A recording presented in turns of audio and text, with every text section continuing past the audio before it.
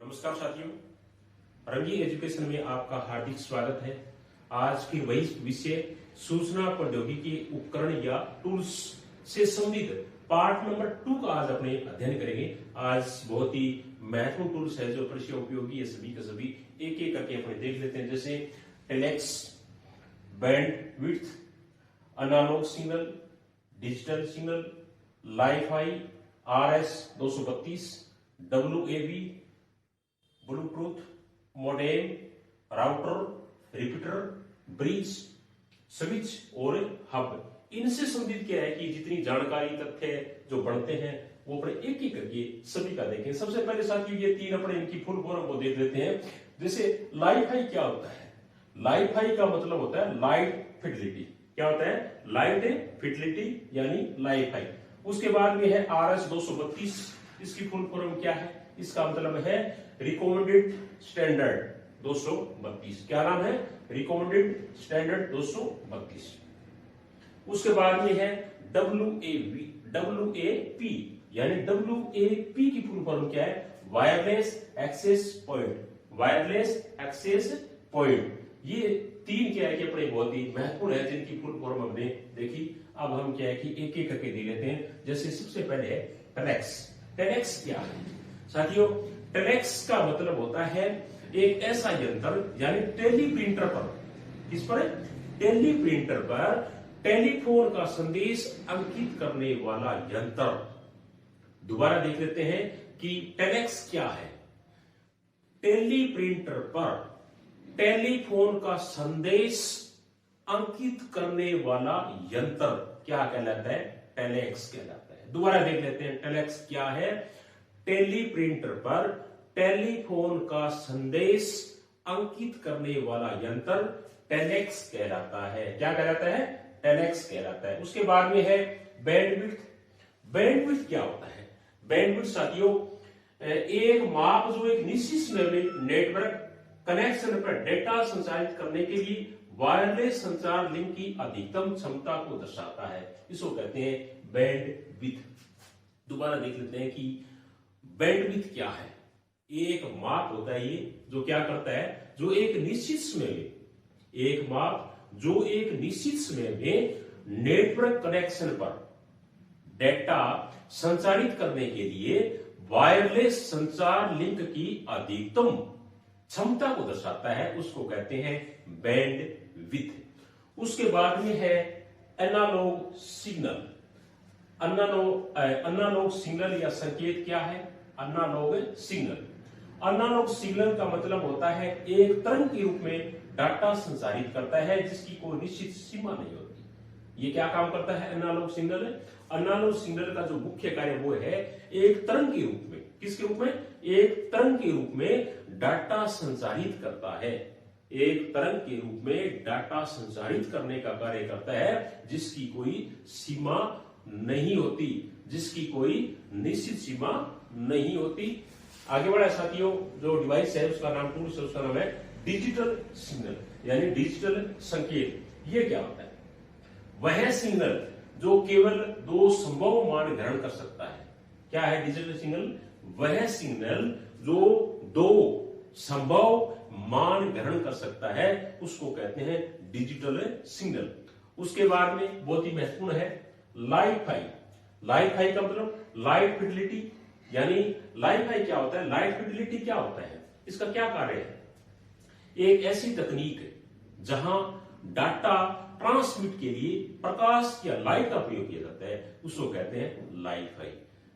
यानी एक ऐसी तकनीक जहां डाटा ट्रांसमिट के लिए लाइट का प्रयोग किया जाता है, प्रकाश का प्रयोग किया जाता है, उसको कहते हैं लाइफाई। क्या कहते हैं? लाइफाई। उसके बाद में है RS 232 यानी रिकमेंडेड स्टैंडर्ड 232। ये क्या है? RS 232 बहुत ही महत्वपूर्ण साथियों, कई बार पेपर में पूछ लिया जाता है कि RS 232 क्या है। तो RS 232 का मतलब एक प्रकार का संचार डिवाइस यानी एक प्रकार का संचार डिवाइस जिसका उपयोग सामान्य रूप से मध्यम दूरी में डेटा भेजने में किया जाता है, उसको कहते हैं RS 232। दोबारा देख लेते हैं एक प्रकार का संचार डिवाइस जिसका उपयोग सामान्य रूप से मध्यम दूरी में डेटा भेजने में किया जाता है, वो है RS-232। क्या है? RS-232। उसके बाद में है WAP यानी wireless access point. WAP wireless access point एक डिवाइस जो विभिन्न उपकरणों को वाईफाई या ब्लूटूथ मानकों का प्रयोग कर वायरलेस नेटवर्क से जोड़ता है, उसको कहते हैं WAP। क्या कहते हैं? WAP। दोबारा देख लेते हैं। वायरलेस एक्सेस पॉइंट या WAP का क्या कार्य है?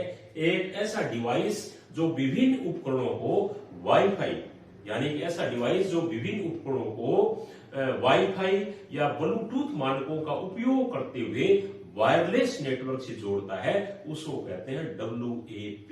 क्या कहते हैं? WAP। उसके बाद में ब्लूटूथ से सभी साथी परिचित हैं कि ब्लूटूथ का क्या कार्य है।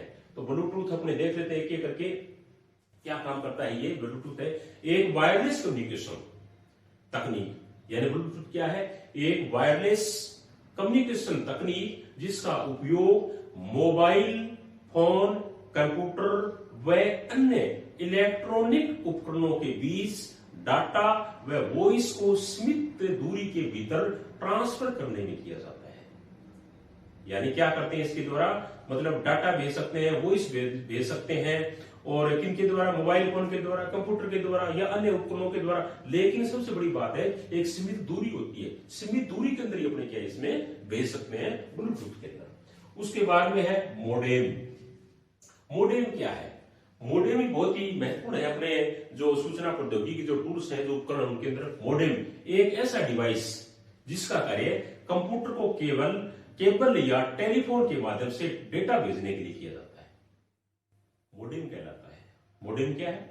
मोडेम एक ऐसा डिवाइस जिसका कार्य कंप्यूटर को केबल या टेलीफोन के माध्यम से डेटा भेजने के लिए किया जाता है, उसको कहते हैं मोडेम। मोडेम का क्या कार्य है?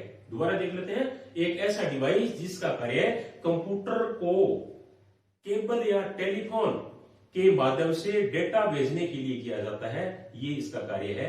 मोडेम साथियों मुख्य रूप से 4 प्रकार का होता है। कितने प्रकार का होता है? 4 प्रकार का होता है। और 4 प्रकार कौन कौन सा?